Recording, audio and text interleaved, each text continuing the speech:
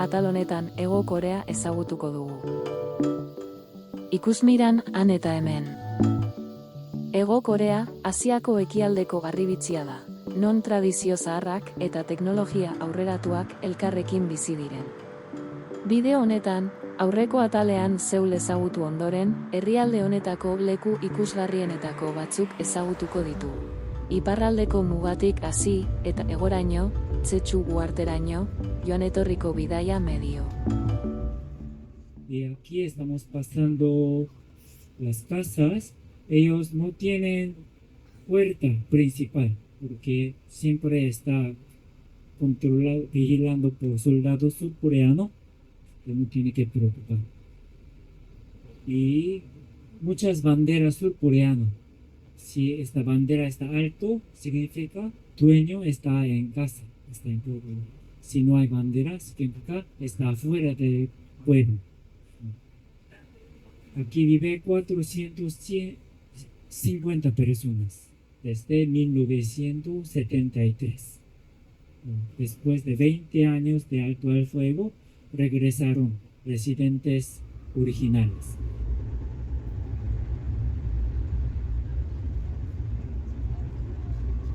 Koreako gune desmilitarizatuak Koreako penintsula zatitzen du, eta munduko muga berezienetako bat da.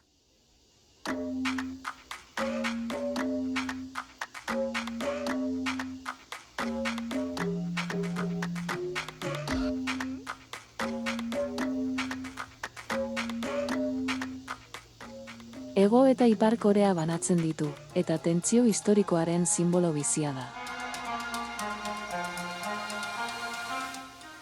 Bisitariek historia gertu-gertutik ezagutzeko aukera dute, beti ere segurtasun neurri zorrotzekin.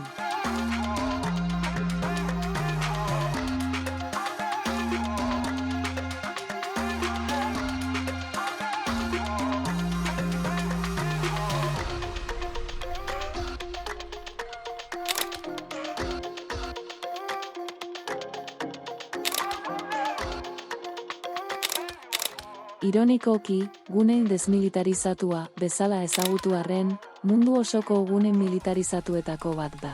Bi herrialdeen artean hamarkada luzez bizi den harreman txar eta tentsio ikaragarriaren lekuko zuzena baita.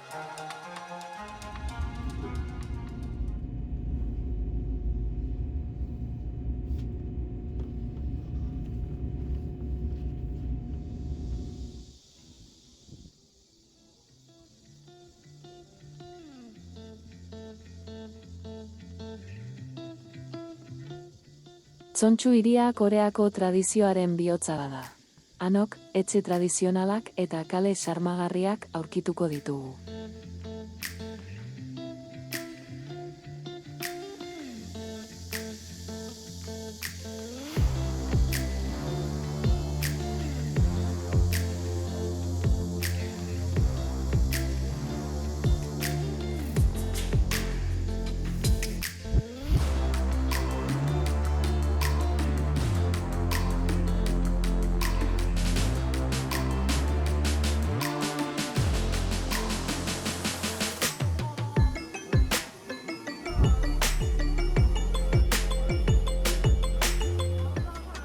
Hanok gehienak hotel, kafetegi, jatetxe, artizautza denda bihurtu dira.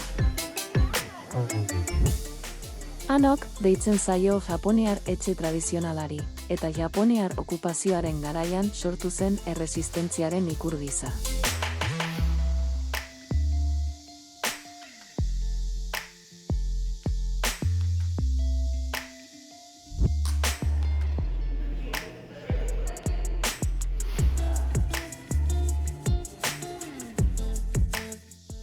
Bertan 700 hanok baino gehiago aurkituko ditugu.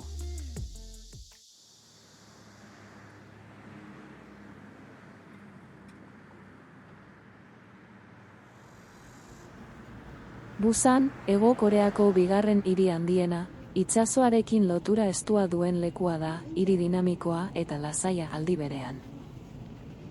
Hiriaren bihotza Nanpodong barrutian dago.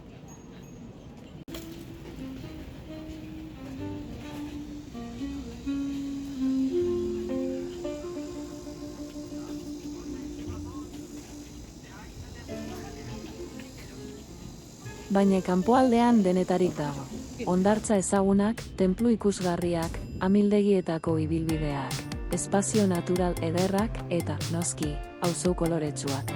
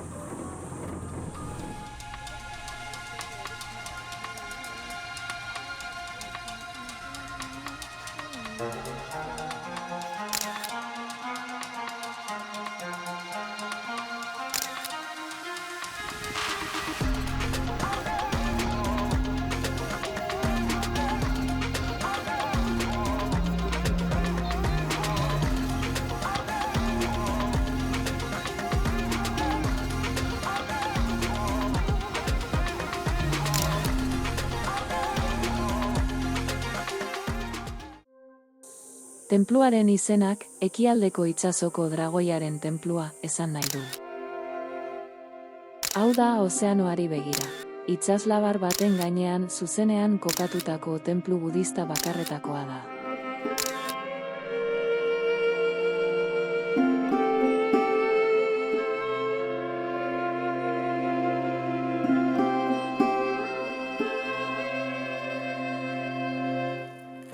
Busango tenplu hau, duela 1300 urte mendi magalean eraikia. Koreako tenplu budista garrantzitsuenetako bat da.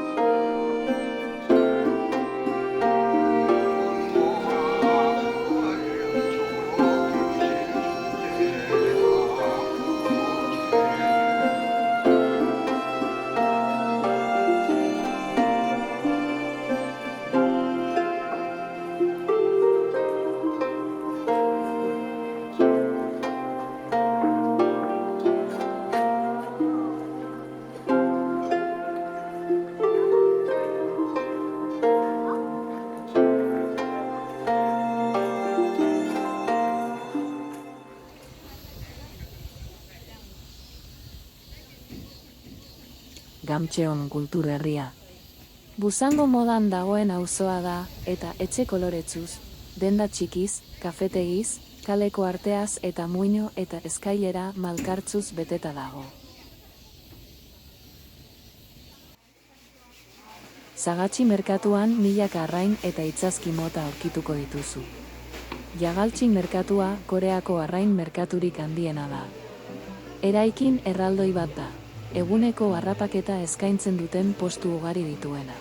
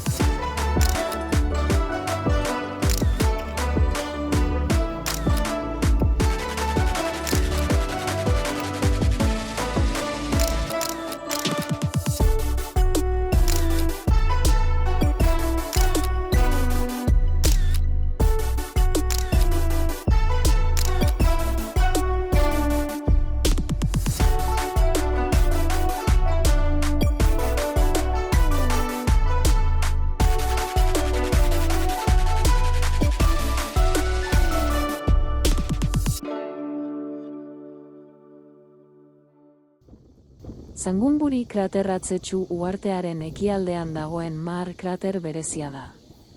Krater hau, magma beroa lurpeko urarekin elkartu zenean sortu zen leherketa handi batek egina da. Tsetsu uhartea natura zaleentzat paradisua da.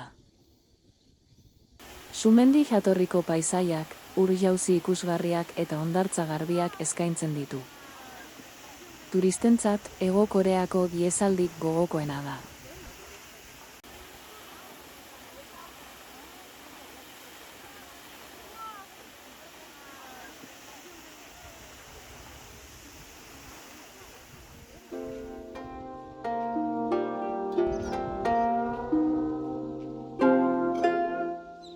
Herrixka honetan ikus dezakegu bertatik bertara Koreako arkitektura tradizionalaren ezaugarri nagusiak.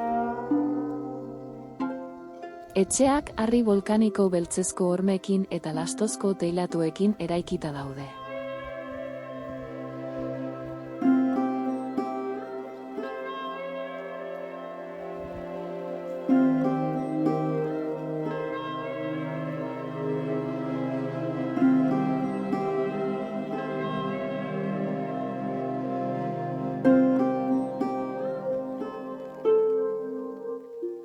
Herrian oraindik bertako jendea bizi da eta ondaregune gisa babestuta dago.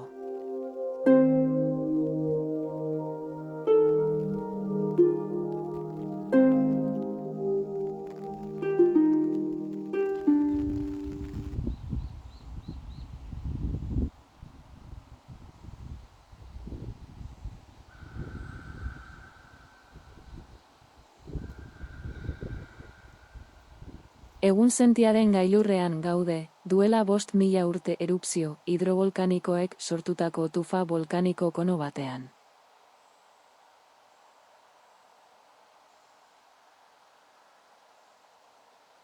UNESCOk gizateriaren ondare gisa aitortu du.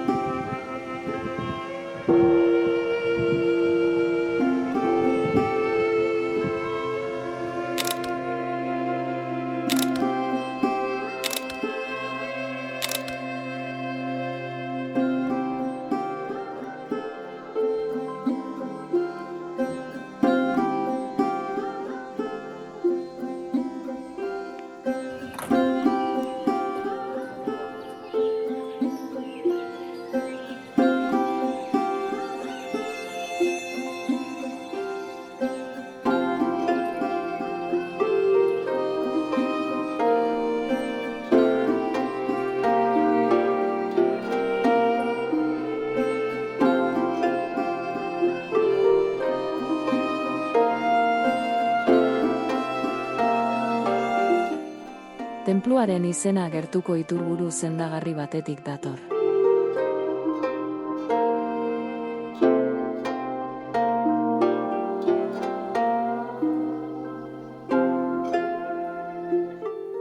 Hormak milaka Buda estatua txiki dituzten aldareekin apainduta daude.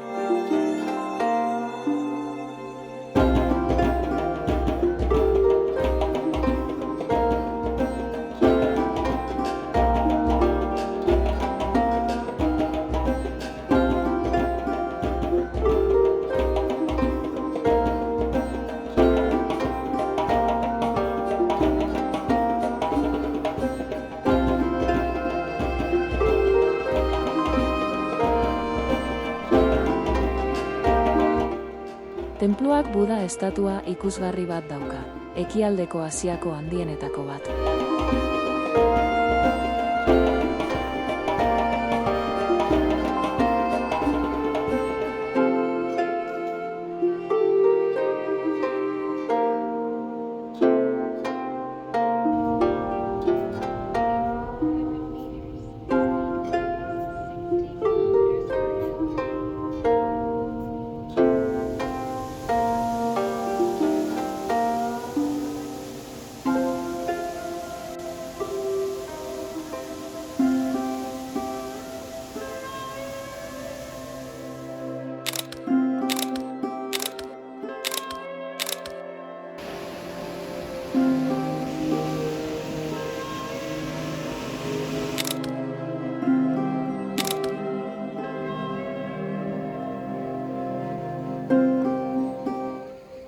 Hemen aurkituko dituzu arnasketa aparaturik gabe itsaskiak biltzeagatik famatuak diren emakumezko urpekari tradizionalak.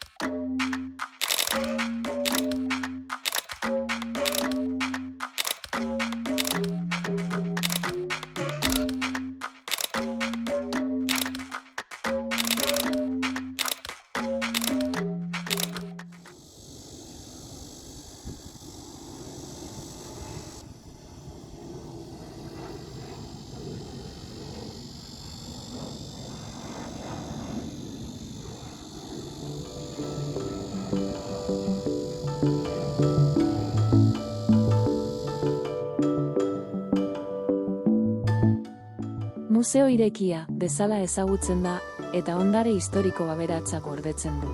Tenpluak, hilobiak eta UNESCO guneak.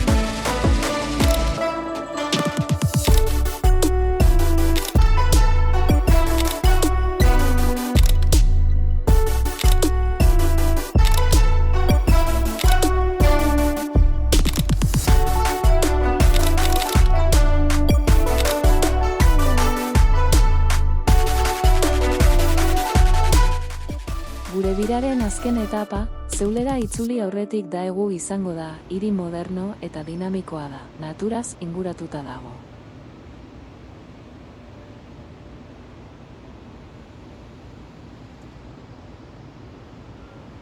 Moda eta kultura garaikidearen zentro garrantzitsua ere bada.